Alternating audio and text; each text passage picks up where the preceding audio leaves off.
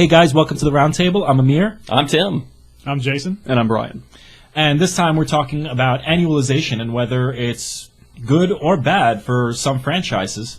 And I guess right now the reason we're really bringing this up, or at least the reason I'm bringing this up, is Assassin's Creed. We've actually touched on this before in a previous show. We've talked about Assassin's Creed and whether annualizing Assassin's Creed was a good idea, considering that we looked at the numbers and saw that once they went annual, their numbers actually dropped.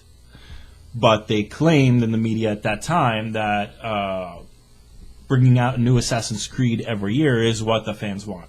Mm-hmm. But it seems like there's a much smaller niche amount of an audience that actually wants it every year, and the rest are kind of starting to get sick of it, for lack of a better term. And now we actually have two coming out. Yeah, I can't keep track of all the Assassin's Creed. Yeah, and it's just like, and now they're not even numbering them anymore, Yeah. so it's like, oh wait, which one is this one, which one is that one? That's a next-gen sort of thing, I think. Yeah, Unity is for PS4, Xbox One. Right. And Rogue is coming out now on the same day because Unity got delayed. Rogue is coming out for PS3 and Xbox 360, both completely different standalone titles. Right. But yeah, I mean, annualization, we know that in sports, it's always annualization, right? Every year you get a baseball game, a basketball game.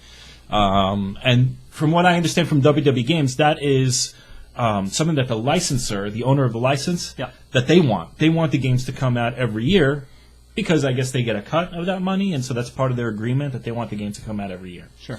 On top of what they're paid for the license. But well, with WWE, they sort of live off of annualization. Yeah. Of the entire... Of it, what it is annualization. Well, I mean, every WrestleMania, advertising the next WrestleMania, next year, selling tickets for these events. Yeah. Okay, I see. So it definitely in that venue, in particular, I can see why they would want it. Definitely, I have my own theory on the way sports games should be released, but I'll hold on to that. For Assassin's Creed, my personal experience, I played 1 and 2 and stopped. Yeah. I own Revelations. I own all of them, including 3. The only thing I didn't get was Black Flag because I was like, okay, I'm just getting Assassin's Creed games and leaving them sealed on my shelf. Mm-hmm. But I saw myself, even though I wanted to be interested and I paid that money and I got those games, I kind of said, Assassin's Creed, let me move on to something else. Let me play something else because something new keeps coming. Yeah. And we saw what saturation does to the market, too, with all those band games like Guitar Hero and Rock Band and what was going on there. I feel like annualization is not a good thing because people are buying less and less, including in sports where it's expected. You could see, besides FIFA, whenever there's a World Cup, the sales soar. But otherwise, outside of those exceptions where a new generation of consoles comes, we see that the numbers keep dropping off. Mm-hmm. So why? Why do we have annualization? If we see that sales are suffering because of it, why do they persist? Why do they think that it's a good idea? I mean, is it completely across the board that the sales are suffering? I mean, I don't have these. From what I've seen from the titles, I haven't checked every title, but from the titles that I've checked, typically yes. I think the exception to the rule was was it Assassin's Creed 3? Said, it's because they finally brought back the number and it was finally number 3.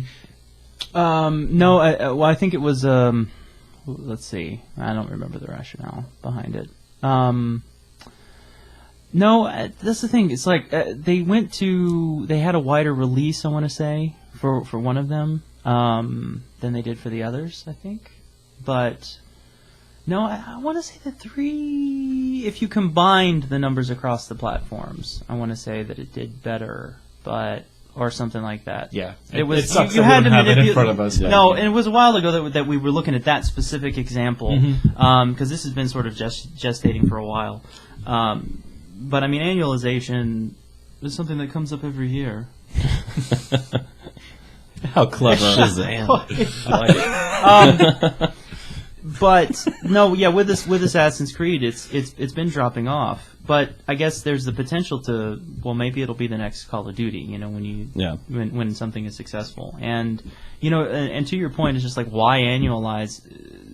Well, even if it makes 80% of what it made last year, is that projected value higher than what you think a new IP would garner, given the investment. Or just, I do have a or just rebuttal, but doing I'm gonna nothing wait at on all. it. Well, because there is that calculation of just like, well, X number of dollars. You can part of it may not even be like what the net is. It's just like, well, this is a predictable outcome.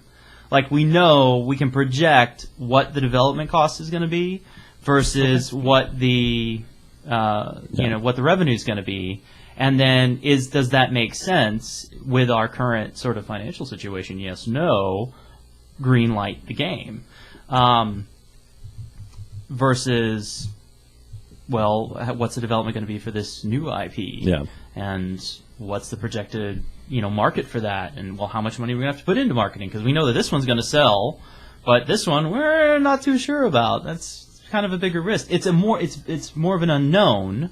So even if the potential revenue is higher, it's a harder sell, I guess, when it comes down to when you take into account that these, especially these publishers, are businesses. They're out. Activision. They're looking to make money, and a lot of these guys, they have to think about the investors, not just the gamers, not just the developers. Well, that's one thing I think everybody would agree that's completely true about Activision is they're good at making money, and they're not going to be putting something out if they don't think they're going to make the money off of it. Yeah. In terms of, from a business standpoint, I can't really go very far into that. What I can say is, all right, for instance, I played the new Madden last night. It's the first time I've played a sports game that I really, really was looking forward to. Yeah. Did you get 15? Mm-hmm. Okay. On the PS4 next generation graphics. Reviewed really well. Yeah, and it's different. It makes sense to annualize games like that, though, to a degree, because they get a little bit outdated. I wouldn't, knowing that the new one's out, I would feel not as good about going back and playing one from a year or two ago, even if I thought it played better. So I think it just really comes down to interests, I guess. I think the sports games work a lot better, and it really makes me wonder about FIFA because, surely that just keeps going up every year. Seems like everybody's playing FIFA now. It doesn't keep going up, but FIFA is one of those. They're really good. Surely whatever in Europe, team is though. making FIFA is pretty freaking amazing. Yeah, it's one of the best. And I will not say the best MLB sports The game. Show. I don't want to give away. MLB The Show is. I don't know if you guys know, but like the director, the guy who runs the show, no pun intended, actually has a mattress in his office. Yeah, He we sleeps talked there. about that. Right. We found that out recently that he sleeps there, and a lot of annualized franchises do that. You'll see creative directors. From what I understand, Corey Ledesma is like day and night. Was working on the WWE games. He's been replaced since. For sports games, I can understand it, but even FIFA, they're an exceptional team because when they announced something for FIFA, I still remember, was it FIFA 10? That I was just blown away when they were like, yeah, each player now plays according to their actual, like, the way they would behave on the field. Like, they actually have, like, if a person, I'm going to say soccer player, so the international audience is going to hate me, but if a soccer player has a tendency to have, like, tunnel vision or just look forward or to the right, if he's on the field, he's going to have trouble looking to the left. So if the AI controls him, he's actually going to have trouble passing to the left if somebody's open. Mind you, this is a game that has over 700 players at that time. Mm-hmm. That's crazy. That's a lot That's of work. a lot of lines of code to do in a very that short AI amount of time. for every single one of these players and say, okay, this is his tendency, this is his tendency. And I'm sure they had a shortcut of some kind. But the fact that they focus on these types of things and then they change the control scheme so that the right analog, EA went through that whole phase anyway. But FIFA really grew. And it is, it is in an audience. That's, I think, the most successful sports franchise EA has. Yeah, it is. In North America, soccer is not really all that popular, but football everywhere else. Yeah. Yeah. So, when I look at those numbers, those sales numbers for FIFA are pretty amazing, and they do fluctuate. They don't always drop off. But you could see like a big spike when the World Cup comes around. Oh, yeah, absolutely. And then... But otherwise, even NBA 2K, which everybody knows is a great series, it was so good that it knocked out it's not even an exclusive NBA license. Yeah. And other people can't even touch them, so they don't even try. NBA Live. Or rather, they shouldn't. Fails. Yeah. Miserably. But even them, they drop every year. Yeah. WWE Games, and WWE Games, marketing-wise, is marketing genius because they keep making their games grow sideways. It's like it's the only annual franchise where every single year it's a new mode. It's not like a small edition. It's like a new mode, 50% more wrestlers. Yeah. It's like this crazy edition, and they still drop off every single year. Actually, this is an interesting statistic because I was part of it. WWE Games said that they were rebooting themselves. So people who were WWE Games fans, right, and like ended up losing interest because there was a new WWE game every year. When they got to WWE 12 and they said that this was the reboot and that they were going to work from the ground up to make it a better game, and it had a 2-year development cycle, and they revealed that, the pre-orders soared. WWE 12 had, I think the number was 250% more pre-orders than SmackDown vs. Raw 11. Wow. Mm-hmm. Wow. 250% more pre-orders. It ended up selling less than SmackDown vs. Raw 2011. Then you go to WWE 13 that focused on the Attitude Era, which was the most, when wrestling really hit like the big time, and it was totally mainstream, getting these crazy ratings. And so that was the theme for WWE 13, and that beat the pre-order numbers for WWE 12 by 40%. Crazy numbers. WWE 13 didn't sell as well as 12. Weird. So marketing, you could tell from something like that, is really doing their job. Yeah. Mm-hmm. But then post-purchase disappointment squashes it. Mm-hmm. And that, I think, is the curse of annualization, is because if you're going to annualize something, Ubisoft does great because they have a whole bunch of teams, which we'll get into, we'll eventually get into that, whether that, hurts creativity because you have a whole bunch of different teams kind of passing off responsibilities. So there's really, I don't think, a creative vision behind everything and how it's delivered. But otherwise, if you're annualizing, you have a very short dev cycle to improve on the franchise. And so for me, when I buy a sports game, I bought MLB 14 The Show, because it's next gen. Mm-hmm. My last MLB The Show game was 2011, and that is kind of that is the way I work. I go 3 years, and still, even though I skipped 3 years for every sports game, you did buy the Vita version of what, 12? I think I went with 12 just because I wanted to see how crossplay. Yeah, exactly. Yeah, because I want to be able to take my baseball games on the road. But normally it's that 3 years. Normally it's 3 years. Okay. Yeah. All right, sorry. But yeah, so MLB, NHL, all of them, and even when I skip the 3 years and I get to 3 years later, it's still pretty much the same game. Yeah. Like very little has changed. Yeah. And I'm not knocking the people who make the games. If you're going to, you can't build something like that from the ground. Yeah, there's only so much years time of investment in it. Yeah. And then of course, as you grow sideways, there's so many bugs that you have to fix that even that takes up a lot of the development time, is fixing all the things that broke because you added all these new features. Yeah. So, I don't know. Annualization for major franchises, like, can you imagine if Uncharted came out every year? I would. No. I would totally lose interest. You need the anticipation that you get. I mean, you look at Rockstar and GTA 5 and the anticipation that was built before that, and they didn't disappoint, and Rockstar never does. Right. And it's because they take 5 years making sure that each game is going to be absolutely perfect every time. And that was the point I was saying that I was waiting on, was to bring up Rockstar Games, because I forgot what made me think of it that you said, but You're welcome. But Rockstar. Thanks. Rockstar. I was going to point it out and then realize I forgot what you said. So I was like, all right, well, I'll just say that you said it. You're welcome anyway. Rockstar takes 5 years to develop a game, Yeah. but they don't come out with a game every 5 years. Right. They came out with Red Dead Redemption in 2008. Incredible I game. forget L.A. Noire, that came out, I think, in 2010? 2011? No, we could go to. I don't know. Somewhere around there. I had a lot of different. We'd have to, whatever, we'd have to look it up. But Well, the they have thing different is that development teams. Yeah. Rockstar's studios. philosophy is that when we develop a game, we're developing a permanent franchise. So when they invest in an IP, they want it to be top-notch, the best they could possibly do. And then when they develop that, they are banking on the fact that it's going to come out again, and that team is going to work on that game for 5 years. But every publisher and developer needs that cash flow. But what they do is they kind of cycle their IPs. They have their groups working on that, and GTA 5 sales speaks for itself. Right. And the game is awesome and Yeah. deserves it. But that's how much time you need to build a AAA game. And Rockstar, I think, is the one that really proved that AAA games are the way to go. Because we had that thing with Capcom a few years ago, where Capcom had said, oh no, we need to have smaller budget games. That's the future of the industry. Smaller budget games. Maybe they feel like AAA titles, but lower budgets, because we need to maximize profit, and that's the only way the games industry is going to flourish. And then all of those people started to report that they had issues.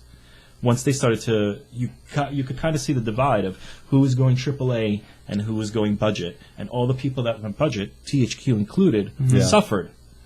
And THQ actually towards the end, all those big games that we got, South Park, Stick of Truth, Crytek was working on the Homefront sequel. They had a whole bunch of stuff that they wanted to work on, and they wanted it all to be AAA and perfect. And even with their financial struggles, THQ allowed the delays for South Park, Stick of Truth repeatedly. Yeah.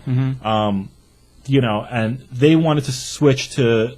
Jason Rubin had come in as the CEO, and he wanted to switch to AAA, and so that's the only way we're going to succeed. And he was right. I mean, the games that came out after THQ folded that were originally the properties of THQ were super freaking successful. Yeah. But THQ wasn't around anymore to get that money because they went with the budget. So I think AAA is the way to go. I don't think that annualization is a good thing for a franchise. I think it's if you start seeing interest in that franchise starting to kind of go away, I think that's when you go annual. You take the assets from the previous game and you kind of like put them all together and you try to make another game to keep people buying until you see, okay, they're no longer interested, let's get rid of it. Yeah. But I think that should be at the tail end of a franchise, not to make a franchise more successful. I think it kills it. I think it saturates it. Call of Duty. What about it? Touche. You go from Modern Warfare to Modern Warfare 2, Black Ops, Modern Warfare 3, Black Ops 2, and you only made more. Then they only made more and more money each year. Did they? Yes. Did each one outsell the last? Yes. Really? Yes. That is interesting. I don't think Ghosts though made as much as Black Ops 2 did. Right. Ghosts didn't perform as well, but up to that point. And and Activision does a similar thing to Rockstar in that they have different development teams now making the games. Rockstar, though, has a longer development cycle for those development teams. Do you mean Rockstar or do you mean Ubisoft? No, I mean Rockstar. Okay. Rockstar. No. They have different teams working on the individual games. Okay. So, like, Red Dead was, one team. LA Noire was another team. GTA's, Okay. That's what I mean. All right. But Rockstar, they don't. Well, that's the thing. Other than GTA, let's see. We had. Red Dead Annualize, but we didn't really see a sequel to Bully. No. Right. That was a good game too. Yeah.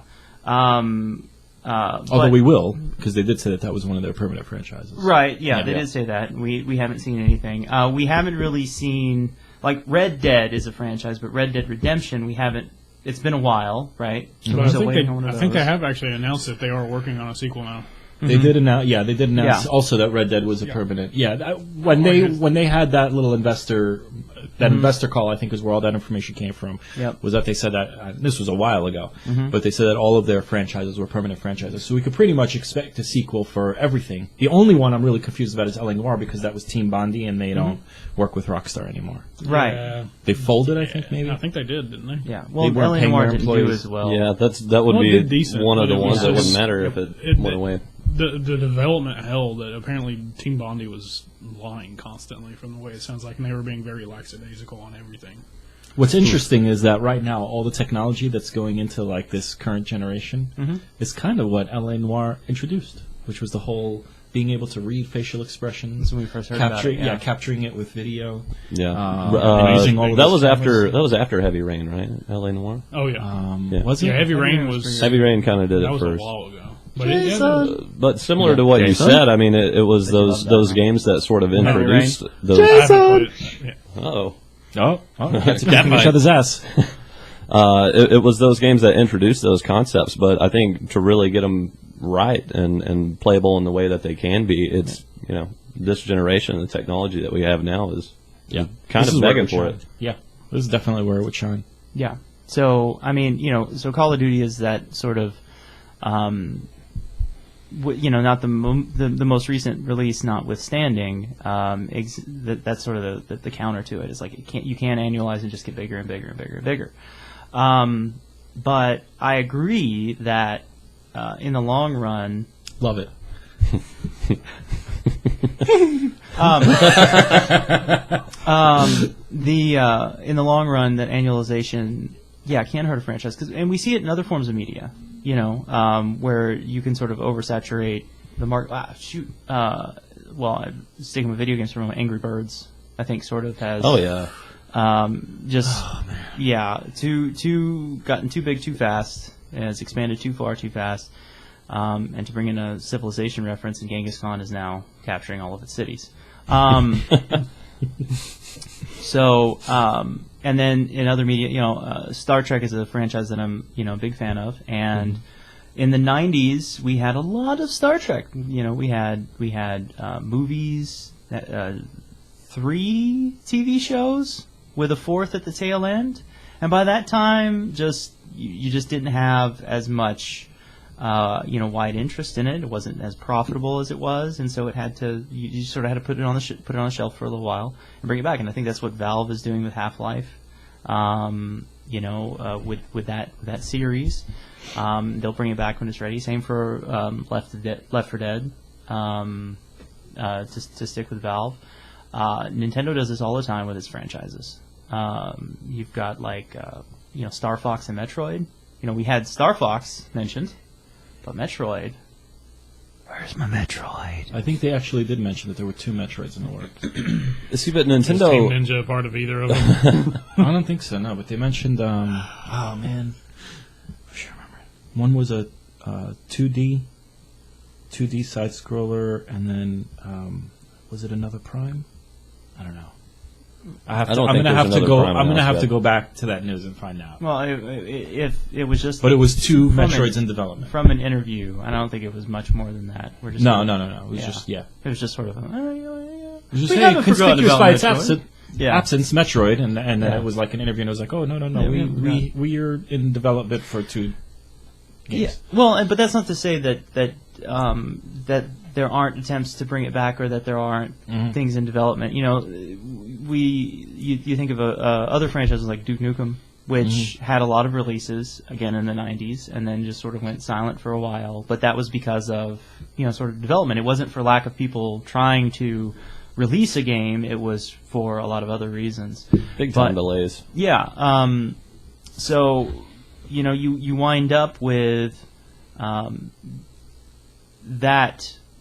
kind of breathing space. Sometimes it's intentional, sometimes it isn't. But in the end, that tends to benefit, right, these titles, when there is that time period in between. I think Nintendo actually, paradoxically, felt this a little bit with the Wii U launch, because they launched with a game that was very similar to a 3DS game. The Mario game was the side-scrolling, pretty, very... Just a rehash of Mario Wii. Well, but with a few. Was it New Super Mario Brothers? Yeah. New Super Mario Brothers U. Me? No, you. And who's on first? Yeah. What's on second? I don't know. Who's on third? In any event, but they had just released New Super Mario Brothers 2, not to be confused with New Super Mario Brothers U, not to be confused with Super Mario Land 3D. So that was a lot of Mario to release. Super Mario Land 3D? Is that 3D Land? Super Mario 3D Land. 3D Land. That was the 3DS. Because I was like, Super Mario Land, like Game Boy Super Mario Land? Yeah. That weird Super Mario? Super Mario 3D Land. That's what they called the 3DS Mario. Yeah. But one of the 3DS Marios. You know which one I'm talking about, right? Yeah, Mario Land on Game Boy? Yeah, which was ridiculously hard to play. That very first Mario Land was just horrible on the original GBA because of the trail? the scrolling. Yeah, I couldn't play it. But you can play it, now on the Virtual Console and stuff like that. It's much more playable because you don't have that crap. Anyway, 2 was better. Leave it to me to 3, derail everything. Wario Land was pretty fantastic. I never Wario played Land, it. Super Mario Land 3, played through that, got, I think, most, if not all, the treasures. Like, that was fantastic. And that was probably the best Wario's been in a game. except maybe that Virtual Boy game. But annualization generally, if you can space it out, especially if you've kind of oversaturated the market. Naughty Dog is very good Well, about. if you're spacing it out, it's not annualization anymore, right? No, that's what I'm saying. It's like not annualization, spacing out the game. It will tend to kind of do better. But I mean, even then, you look at like Uncharted. It was spaced out. I don't know that 3 did better than 2. No. So At least I don't think so. But it also wasn't as good. I don't think 3 was it was as a 10. good. IGN, Greg Miller said it was a 10. That's fine, but that's How can one you reviewer. can't argue with that. And still, I don't think that 3 was as good of a game as 2, and we can't dispute the power of word of mouth and marketing. You can have great reviews, but if your friend tells you now this game sucks, well, why does it suck? And you guys have this conversation. Yeah. You're probably not going to get it if he's really if he could really describe why it sucks, and you guys have similar tastes, and you trust that person's taste. So I think word of mouth is very important. I don't think we can necessarily go just by the numbers for something like that. And even if you space it out, people are going to get sick of it. Oh, another Uncharted? I know what that is, but this new IP is coming out, and I'm really excited about that. And everybody's talking that like The Last of Us? Yeah, everybody's talking about it like it's really awesome. So I'm going to totally get that instead. And then, when Uncharted 3 gets a little lower in price, I'll go and get that. Yeah. What about Beyond Two Souls? I still haven't gotten that. I loved Heavy Rain, but I know what Beyond Two Souls is. It's on sale. Oh, I know. On PSN. Oh, I know. now. I've Go got get it on you my some Willem Amazon Dafoe, wish man. list too. Oh yeah. And it's even on Amazon, it's less than $30. Yeah. It's like $25, I think, right now, Yeah. or $27 or whatever. And that's totally in my price point. When Yeah. I buy a game like that, I'm like, okay, well, there's a whole bunch of other stuff that I want to play right now. Yeah. I'll play all these new releases that I'm really excited about now, and then I'll go back. But yeah, I feel like it's a game that I already know what it is. Well, that's the way I felt about Last of Us, and I was wrong. I never felt that I knew what Last of Us was. I was very excited about Last of Us because I felt like zombie games weren't taking zombies seriously anymore. Yeah. And I wanted to be fucking scared of zombies. I wanted to get back into I need to survive this, Yeah. Um, Well, I thought it was going to be more serious Uncharted, and it's not really. It's a different type of game altogether. So, anyway, sorry, I cut you off. What were you going to say? No, I kind of lost it, but one thing I was going to bring up too, though, was Naughty Dog they always will make sequels. I mean, even back when they were on the original PlayStation, Crash Bandicoot. Yeah. But they never annualized them, and then they would get to a point with the actual game system, and then they would move on to something else. Because, first Crash, but then once they moved on to PlayStation 2, it was Jak and Daxter, brand new IP. Same with PS3, Uncharted. This is the first time I think, they did start a new IP on the PS3, but then they're bringing back the other one for the PS4 with Uncharted 4. Which will probably be the last one from... The way it's already From what I'm sounding, hearing. it sounds like it's going to be the last one. Yeah. A Thief's End. Yeah. And It's kinda final. and honestly, just even with the last teaser that brought out, and in my opinion, it's kind of already Yeah. foreshadowing. I think have a even- feeling you're going to end up, just based off of the performance that you can hear on the actual teaser, I think something like Sully's going to die or something like that. That's just my opinion. I already Just- thought that happened, but Yeah. threw a curveball at me. they keep hinting at it in every game. It never happens. It's Yeah. come on, Sully, just freaking die already. And then, the second chapter in the first game. Spoilers. From 2000, was We're it always 2008? late with the spoiler alerts. No, I think it was 2007? 6? No, 7. Yeah, 7. It was a year after 7. the system launched, I want to say. Because nothing happened when the system launched. It Yeah. just kind of it was here's a box. Oh. With Yeah. with Well, Spider-Man fonts on it. Resistance exactly. happened. Yeah. Fall of the Man, Resistance, Fall of the Man. Everybody. Am I the only He's one who trying to go hated back. that game? I didn't care It's for it. kind of I liked it the first time I played it. Resistance 2, I think I remember It's hard to liking go back more. to. I couldn't get to it because I'd already been starting to do shooters on PC Yeah. but it moved. In my opinion, it was too fast and just too almost quirky. In my opinion, I couldn't do it. I got 3 levels in, and I was like, I'm done. I can't do this. And the thing is that it would interrupt the game too with those cutscenes that would explain to you what's going on because Yeah. they couldn't tell that story in game because it was so fast and furious, I guess. Yeah. that they just couldn't stop, and it kept cutting me. And instead of I love a good story, we know that of me, right? Like I'm all about story. But they got to the point where it was kind of like even the story was getting in the way of the action, or the action would get in the way of the story. And then I actually tried playing that game. I kept it in my collection for years. Yeah. And I tried playing through it 3 different times because I saw Resistance 2 and I wanted to play through the first one, and I couldn't get through the first one. I just kept like shutting it off and just losing interest and being like, why am I playing a game if I don't enjoy it? I do the same exact thing with every Killzone game I've ever played.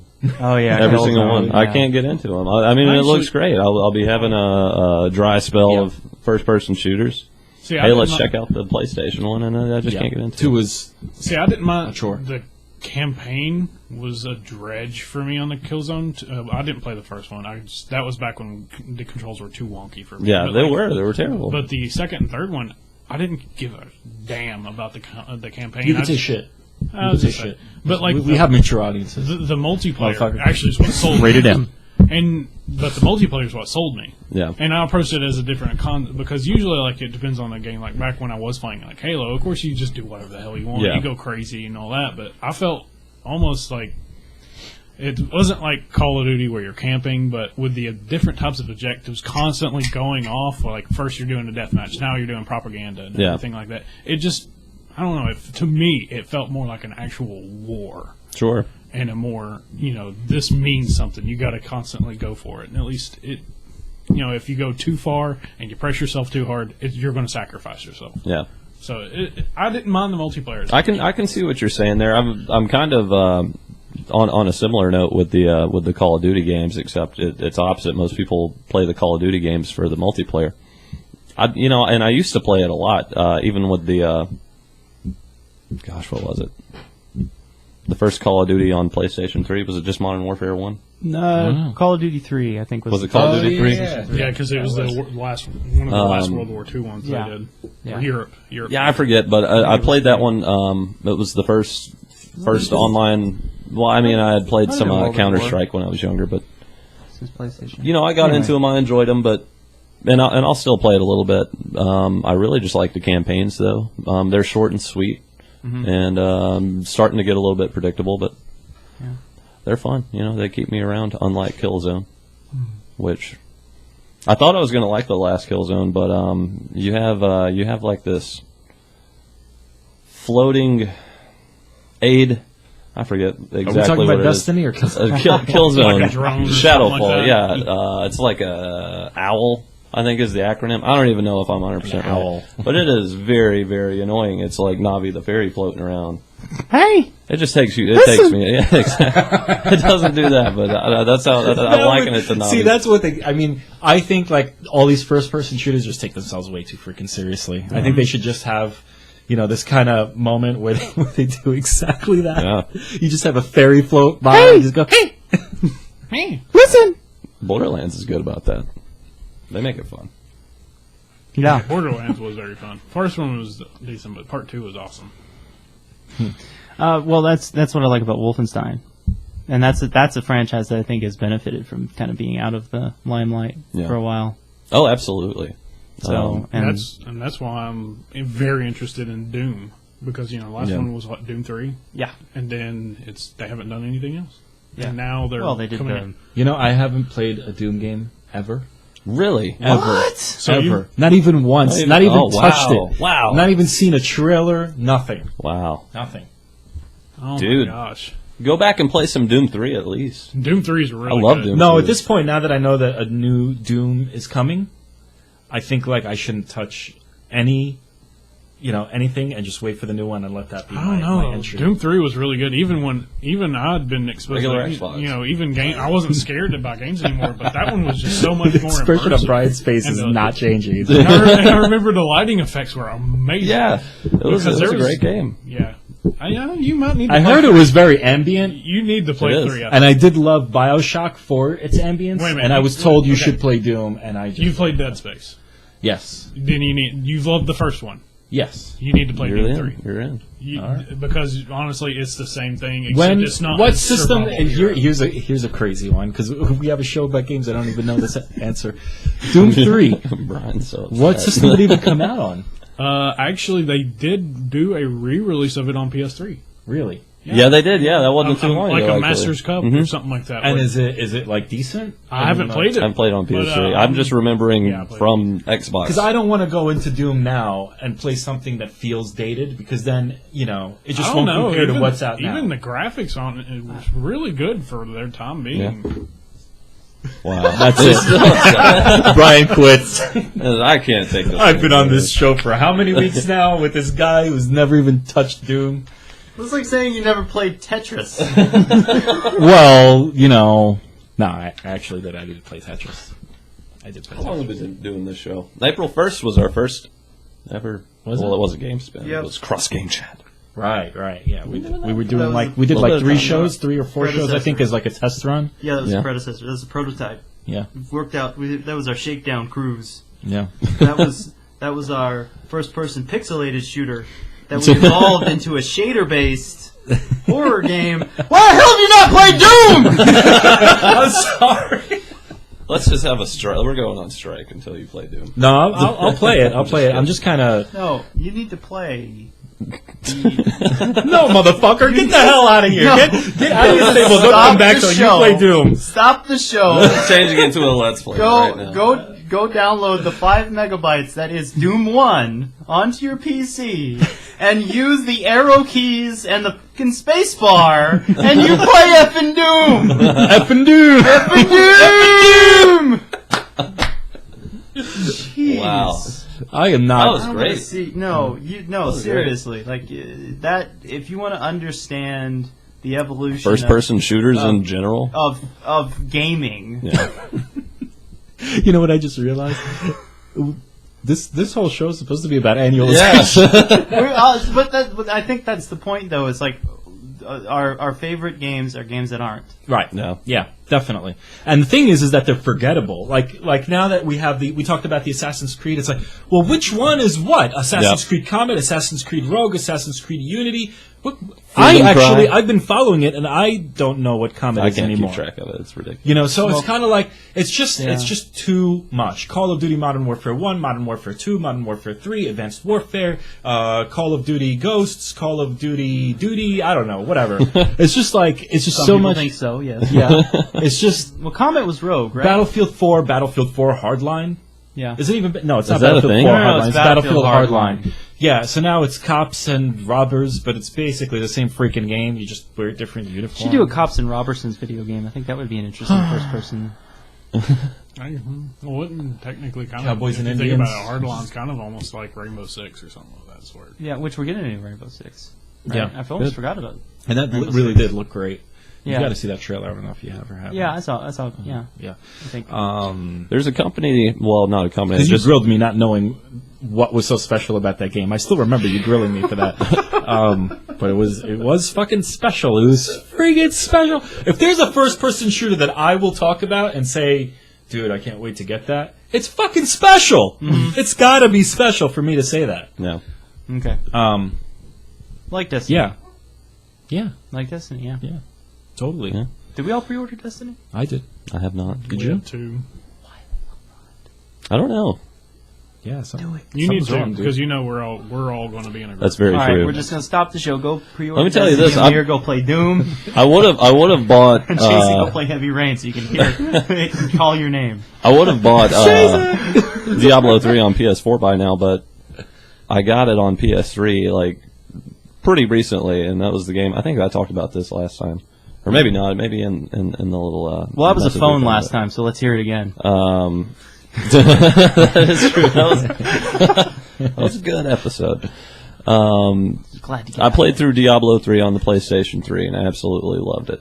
And I played a lot of local multiplayer with it. Had a lot of fun with it. Well, someone's got it and someone else has it. It just hasn't been long enough for me to buy Diablo 3 again. Right? It hasn't even been a year. Yeah. Well, really, I don't know. I could probably convince my wife to do it. She played it with me. Just sell Diablo 3 and rebuy it. Actually, I think you get to actually upload the characters you have from that or from part 3 up You into can, this I one. believe, Yeah. yeah. Well, Destiny's the biggest reason why I haven't bought Diablo 3. Yeah, I think I'm just going to get Destiny. It's my destiny to get It Destiny. is your destiny. Yeah. So Destiny it is. you can go by. You just that's not the camera. The camera's up there. My wife is asking if she can walk by, and just like me, never knowing where the freaking camera is, you could walk by. The camera's actually that top thing over there. There you go. Or you can crawl. Yeah, crawling is awesome. Yeah. So, Yep. back to the topic at hand. We'll just go around the table to close it off. Did we have a topic? I forgot. Yeah, we did. What was it? I don't know. It was about Doom. Something that happens. Yeah, it was. Oh, yeah. It was About Doom 3, comets wasn't it? coming around every year or something, right? Annualization. Oh yeah, that's it. Good job. Happens Let's go every around year. the table. Annualization. Good or bad? Well, I mean, for the most part, I think it comes down to, like you said, the games that I like, that we tend to like the best games, are not annualized. They're just not. It takes more time to really sit back, get a good creative flow going, and put a game out there that's not going to be a piece of crap and that's not going to saturate the market with. I think Nintendo has a very interesting setup to sort of stave off oversaturating the market with Mario. It should be, think about all the Mario games and stuff like that, but they've got all these different IPs that they could bring out a different one every year, and it's going to be a long time before we see another Metroid, right? It's how long has it been? But it's time for another one of those, and next year we're not going to get another Metroid, but there's the Star Fox, or the year after that there's the Zelda, or just whatever. They've just got so many games that they can kind of do that with, and sort of annualize their own brand and all of their super incredible IPs. Annualize their own brand. I love that. Yeah. Agreed. Yep. I don't like the concept of annualization. I haven't for a long time. I don't mind if it's a couple of years and then they invest time into it. I'd just rather have a well-polished, well-tuned game as opposed to, hey, this is the same game. There's a couple upgrades. Here you go. Yeah. That's what I view Call of Duty at, because the last one I actually bought was a Modern Warfare 2, but I got it at like a really, really low price because I didn't really care about buying it. The last one I played was Black Ops 2, but even then, I could still see it's the same game. Yeah. Nothing changes, and I just don't care. And then I have a friend that's a big Assassin's Creed fan, and he's looking forward to these new ones.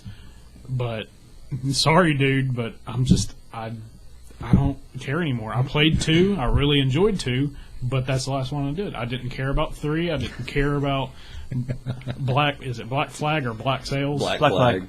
And even though Damn, you really didn't care about that one. No, Black Sails is I like heard- an FX show or something like that. But I heard it was a good thing. I heard good things about it, and a lot of people were saying mainly the game itself was pretty meh, but it was what shined was the Ship-to-ship combat. Ship-to-ship combat, which was already in Part 3, but they apparently polished it up so much into this one. But even then, it doesn't sell it for me. Right. I just thought of You know, something just- genius You don't real give a quick. ship. I don't get There should two be a ships. cardboard box right there for people to sneak across in. Really should be. That would be cool. Hoop, there it is. We also need the... Didn't we talk about that too? Like, Jason goes across under the screen in a cardboard box. Yeah, we did once. Then, Christmas you, show. then you edit Yeah. in the exclamation mark. Yeah. Oh, you mentioned the E word. Shame on you. But no, I been don't shunned. agree with the concept of the annualization. I'd rather have, like I said, just a well-polished game as opposed to just, hey, here's the same, because that's all it is to me. And I think you're going to hopefully, like, I always thought the sales for, like, Call of Duty were dropping off after every game, but of course they weren't. But I think that's going to change now with the next gen because, like different games are starting to finally take off. Yeah. Like, to be honest, Titanfall's sold very well and is doing extremely well, to be Is it? honest. Yes, it's actually doing a lot I better. thought it than was doing extremely poorly. It's actually doing a lot better than you think because I have more. I have a lot of friends that are consistently playing, and these are a couple of them were very much Call of Duty guys, but just based off of what they're talking about, they don't care about Call of Duty anymore because they're more sold on this than as opposed to that. Well, Which you've got not to those. sound vindictive, Yeah. but I am so sick of Call of Duty. Yeah. Yeah. No, I understand that. I wouldn't be completely. surprised if we see a Titanfall in a year. That I No. do expect. I wouldn't be that, surprised actually. if that But- became another annual. And likely not It just for Xbox. Yeah. Oh, It- definitely. I think yeah, it will no, eventually no. go cross-platform. It will. They'll definitely go Definitely. cross-platform After now. this year, They'd be because foolish it not was- to if it's going to be it that was big. what probably sold the most Xboxes. Absolutely. That was a good bundle that they had going. And they only have a third of the audience right now, so... Oh, well, at least for the console market. So, But yes, I think next year when they do, they will make another one. They've already said they will eventually come out in another one. I think it will end up going cross-platform. Good. yeah. Well, it's what, 5 million to 10 million was the last numbers that we heard. 5 million shipped to 10 million installed. Well, yeah, those Xbox were the- One's a PS4's. Yeah, But as far but as that was back in April. as far as in home, the last that we've heard was PS4 was outselling Xbox One 3 to 1, that was quarterly numbers. I and think. the 5 million was removed from the statement. I think that was on Xbox Wire. I think the 5 million shipped was. Yeah. It wasn't really that they said that it was 5 million shipped. They kind of like, by mentioning certain statistics, it came down to they shipped 5 million units. Gotcha. You know, but annualization, Yeah. good or bad? What do you think? Well, I think planned annualization can work. Planned annualization? Yeah, well, I was thinking we don't see it very much in gaming so much, but where it's part of a series. You know what I mean? Just like the development is concurrent. Like it's one development cycle. It's just that you've got this portion coming out at this time, and this portion coming out at this time, and this portion coming out. Like the Hobbit movies, Or like the episodic games. Like the Telltale does a lot of that. Walking Dead. And stuff like that. And then in movies, you have like the Lord of the Rings films were annualized on purpose. The Hobbit films annualized on purpose, and those are kind of the and you have other films like that. I want to say Back to the Future 2 and 3 were done that way, or 1, 2, and 3. They may have come out every year. I think one, and then 2 and 3. Yeah, were because done originally they concurrently. didn't Yeah, actually one had a. Yeah. I remember being a kid and waiting forever for Back to the Future 2. Yeah. I And then don't it even- finally happened. But 2 and 3, were Right, back to back. Were back to back.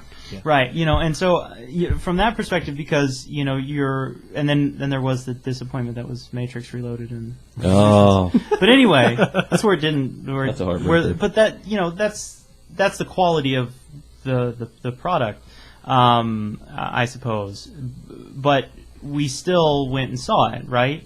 There was that. We knew there was another one coming, and it was coming soon. It wasn't coming in the future. It was coming here, and it was a continuation of this. We had investment in it. With the only in recent generations of the sports games do you have these features like where you can carry over your stats and stuff from game to game and season to season. Thank you, BioWare. Right. Yeah. And with Mass Effect 2 and 3, they had a planned sort of release. Like we're gonna do Mass Effect 2 here, and then we're gonna do Mass Effect 3 here, so you can get ready for it. It's gonna continue the story, and then 3 is gonna be where we kind of wrap it up, put a bow on it. So when it's You really like Pose, I realize. well, when you say wrap it up, what do you think of? What I don't think so. I think about You like think a about- No, I don't think about Wrap Wicca it up. Wicca. delicious, tasty wrap with chicken and Oh, cheese, yeah. maybe. Like a fajita? lettuce. Yeah. Oh my God, feeds. I want a fajita right now. Let's go get fajitas. Well, yeah. Well, you guys got some gaming and pre-ordering to do, so that's we true. can then we can go for fajitas. I got To be some honest, Madden to play.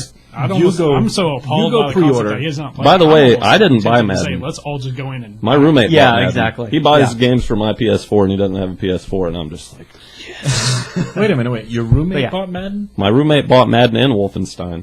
Well, nice. You have a roommate? Good deal. Yeah. Huh. And that's the big I reveal. didn't even know that. Huh. Alrighty. There you go. Easter egg.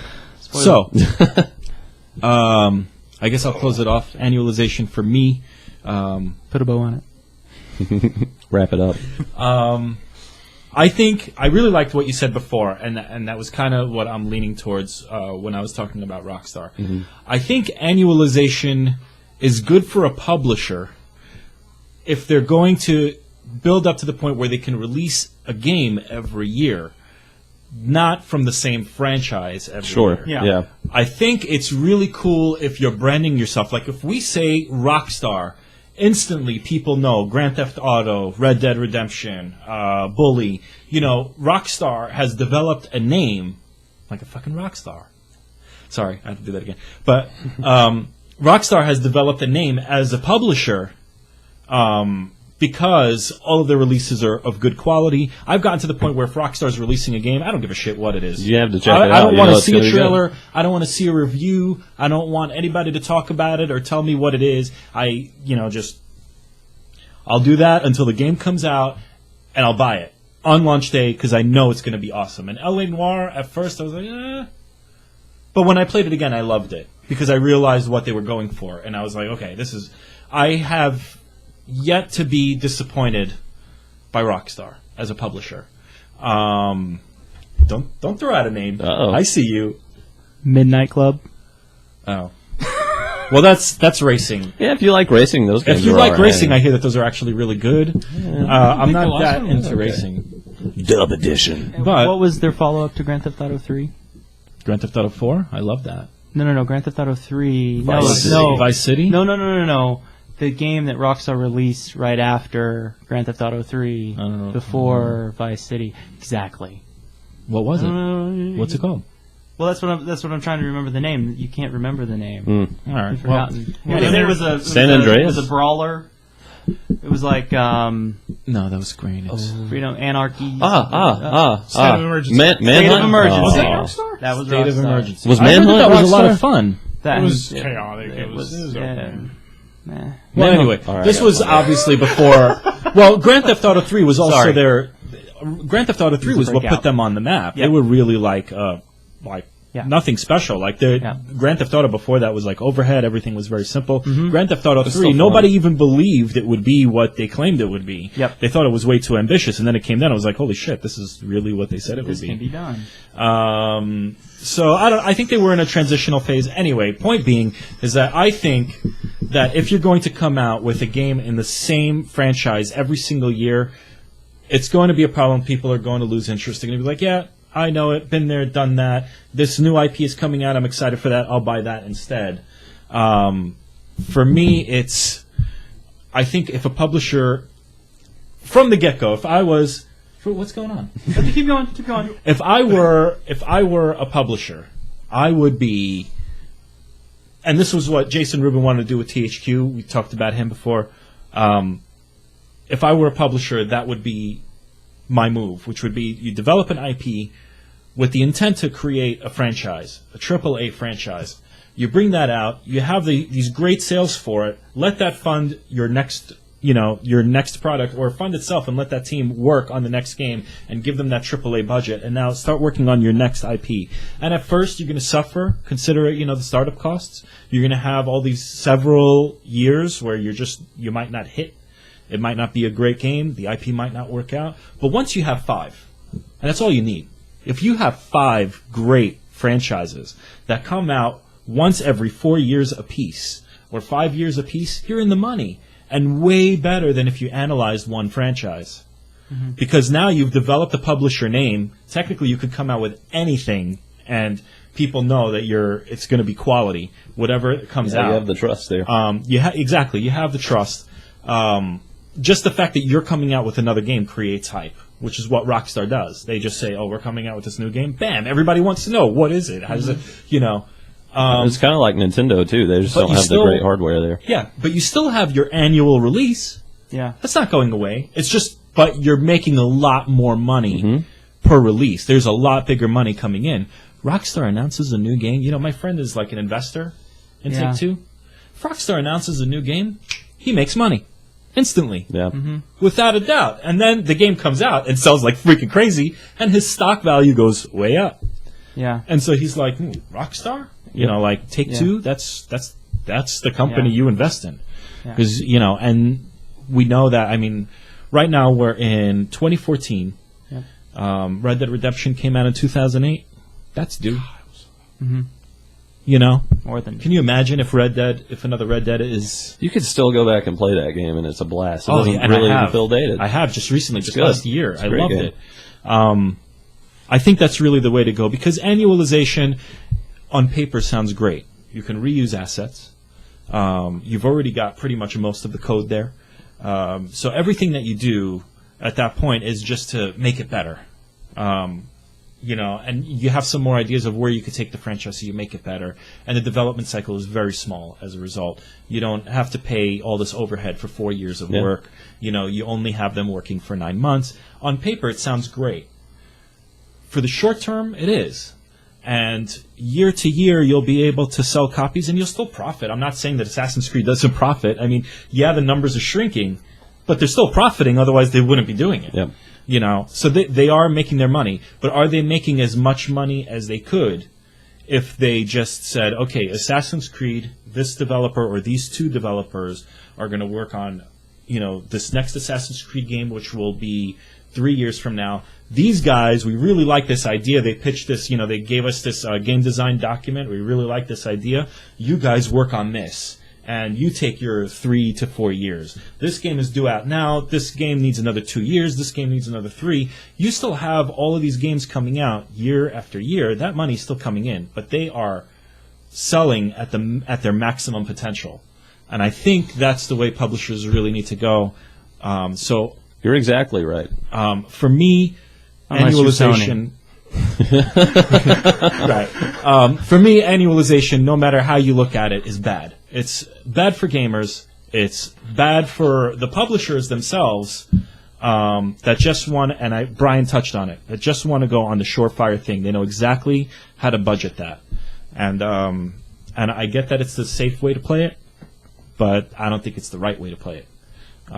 And I think that's one of the things that's hurting the games industry is that when we see something that works out, same thing with music, when we see something that works, everybody just wants to jump on it and do the same thing. Mm-hmm.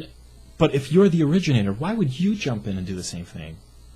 You should be happy that everybody wants to mimic you because they see your success, they see your creativity, they see how great you did, and they're just the copies.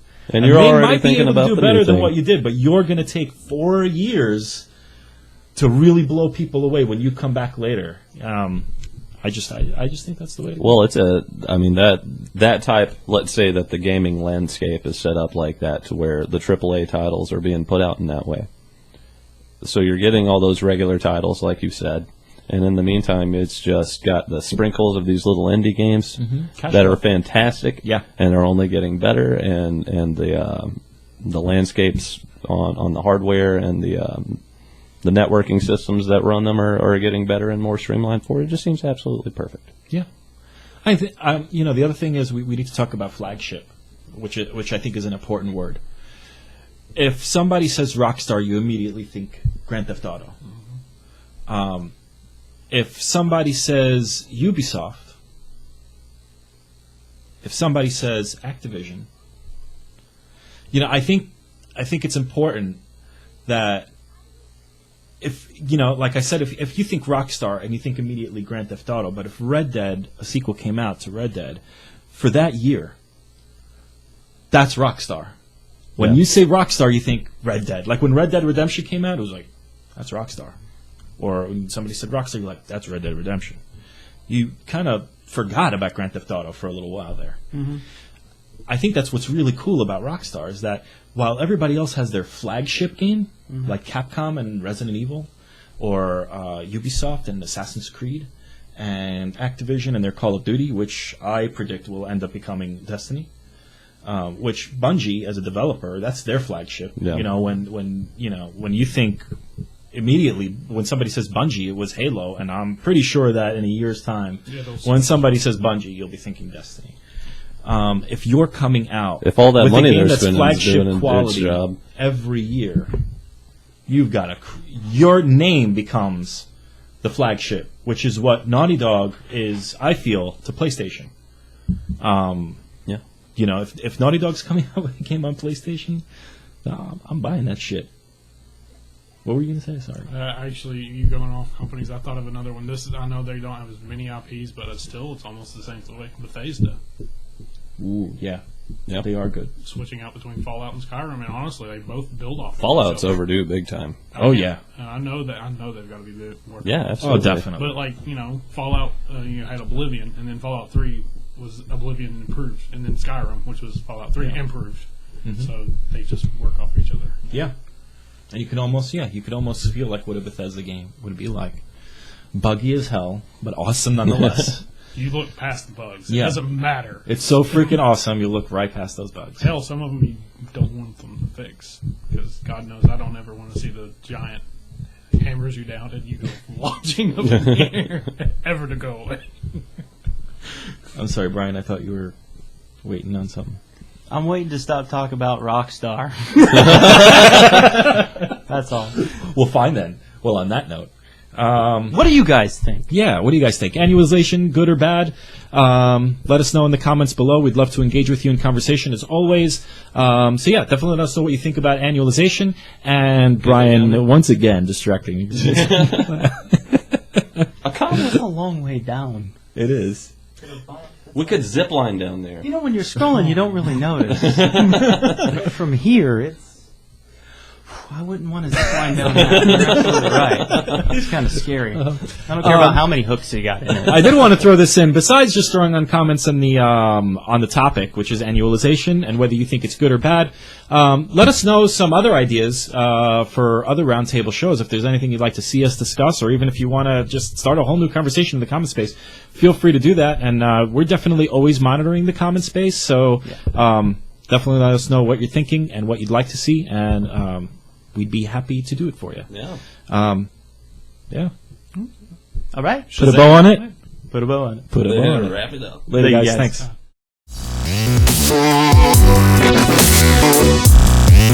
Thanks.